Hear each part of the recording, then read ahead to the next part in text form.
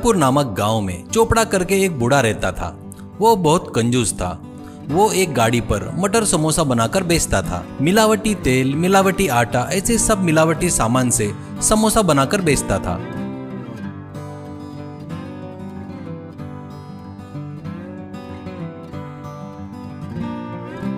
समोसे का स्वाद अच्छा रहने के लिए चाइना साल्ट का उपयोग करता था, इसलिए वो लोगों को बहुत पसंद और टेस्टी लगते थे। इससे वो मिलावटी सामान से बना है करके उनको पता भी नहीं चलता था। चोपड़ा का सिर्फ समोसे का ही बिजनेस नहीं था, वो ब्याज का धंधा भी करता था। ज्यादा ब्याज से पैसे देकर लोगों से ज्यादा पैसे वसूल करता था। इससे बेचारे उसके पास से ब्याज से पैसे लेने वाले लोग बहुत दुखी होते थे। चोपड़ा खुद कमाए सो पैसा, सोना सब एक अलमारी में छुपा कर रखता था। चोपड़ा का बेटा और बहू एक दुर्घटना में मर जाते हैं, तो उनके लड़के जगदीश को चोपड़ा ही पाल पोस कर बड़ा करता है। वो अभी कॉलेज में फाइनल ईयर में पढ़ रहा था। जगदीश बहुत अच्छा लड़का था, जरूरतमंदों की मदद करते रहता था।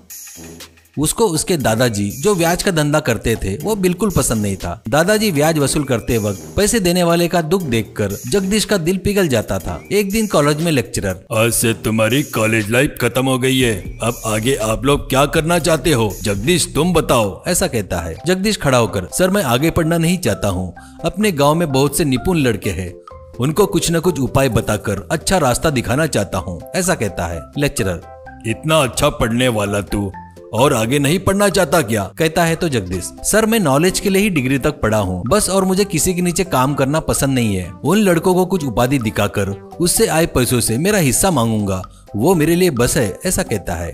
ऐसे गांव में कुछ लड़कों को मिलकर उनको एक जगह पर जमा करके उनको क्या क्या आता है करके पता करता है और उनको कितना पैसा चाहिए वो भी पूछता है। एक दिन गाड़ी के पास चोपड़ा जगदीश से, अरे बेटा आगे की पढ़ाई नहीं करता बोल रहा है ना, तो अब तो अपना ब्याज का धंधा देख ले, अब मेरा आराम करने का समय आ गया है बेटा, ऐसा कहता है। जगदीश, दादाजी ये पाप का धंधा मैं नहीं करना चाहता और ये मुझे पसंद नहीं करके आपको भी बताया ना पहले ही मैंने, ऐसा कहता है। चोपड़ा, ये अपने दादा परदादा से आ रहा पवित्र धंधा है, इसे ऐसे बोल रहा है क्या?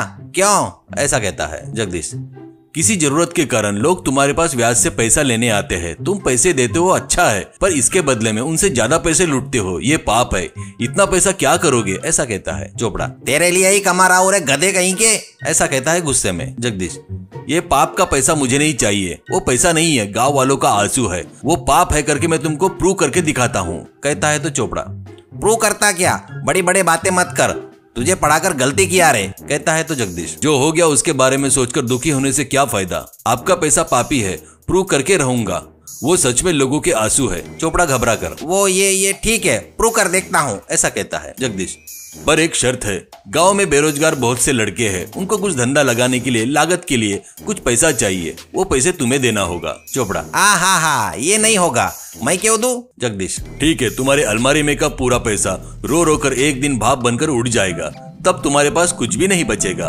अभी से आपका पैसा रोना शुरू कर दिया, एक सोने का सिक्का लेकर आओ, मैं साबित कर दूंगा कि वो रो रहा है करके, ऐसा कहता है। चोपड़ा घबरा कर दिनेश को घर के अलमारी के पास लेके जाता है। बाद में वो खोलकर उसके सामने एक सिक्का पकड़कर, कहाँ है, रो तो नहीं रहा है, क्यों रे बेमतलब मुझे डरा रहा है, ऐसा कहता है। जगदीश वो सिक्का लेकर, डरा नहीं रहा हूँ दादाजी, ये पैसा रोना शुरू कर दिया है, देखना है तो आप देखो करके सिक्के को जमकर दबाता है। उसमें से पानी की बूंदें निकलती है। वो देखकर चोपड़ा, हे भगवान, हाँ सच में पैसा रो रहा है करके चक्कर आकर गिर जाता है। बाद में वो उठता है तो खटिया पर सोया पड़ा था। वो उठकर, अरे जगदीश, वो पैसा अभी भी रो रहा है क्या, ऐसा कहता है। जगदीश, फिलहाल रोना बंद कर दिया है दादाजी, पर उन पैसों को लोहे के पेटी में बंद करके रखे तो वो रो रो कर भाप बनकर उड़ जाएंगे, उसे बाहर लाना होगा, वो पैसा लोगों के कुछ काम में आने को होना।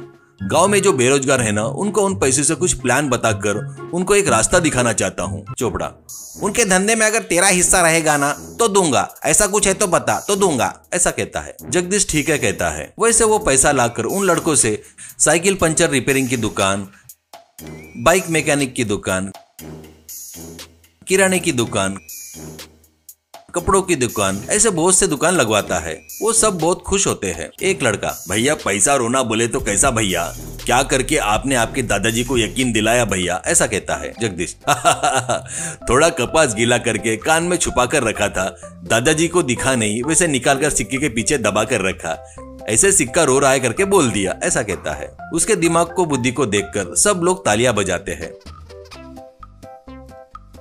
ऐसे वो हर महीने जगदीश के हिस्से के पैसे उसे दे रहे थे।